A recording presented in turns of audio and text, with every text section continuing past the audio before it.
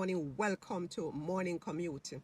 As I received this word in my spirit, my eyes filled up with tears because not only was I able to look around me in my community, not only was I able to reflect in life over the years that I've been interacting with different persons and seeing how God has chosen people and used them powerfully, but I was also able to go into scripture to confirm this word that fell into my spirit.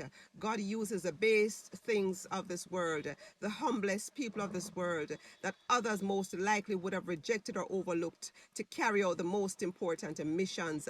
Think of Moses. He was opposed by Miriam, his own sister. He was opposed by Korah, Dathan, and Abiram, the people of Israel and others. Think about Joseph. He was abused. He was thrown into the pit and left for dead by his brothers.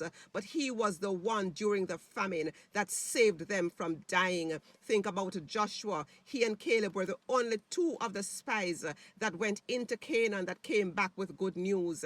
Joshua became one of the greatest leaders of the children of Israel when Moses passed on. Think about Nehemiah. Nehemiah was a cupbearer for the leader, but Nehemiah wanted to rebuild the walls of Jerusalem. He was opposed by Tobiah and Sanballat. David was initially overlooked by his father Jesse and the high priest and prophet Samuel, yet he defeated Goliath and many enemies to become one of the greatest leaders, a man after God's own heart. Think about Deborah and so many others.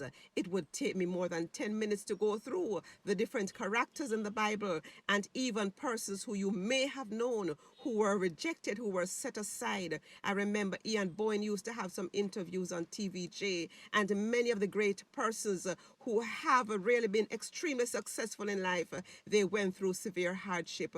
Whatever you are going through, I want to remind you that God uses the base things of this world to confound the wise. And very often, the stone that the builder refuses often becomes the head cornerstone. You may be rejected by your family members.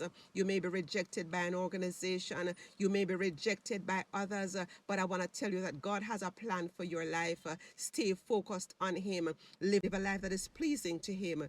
Do what His word says and watch Him work miracles in your life. Watch Him use you often to help even those who rejected you. Don't be bitter. Don't be angry. Lean on God. Trust God, because the stone that the builder refuses will become the head of the corner.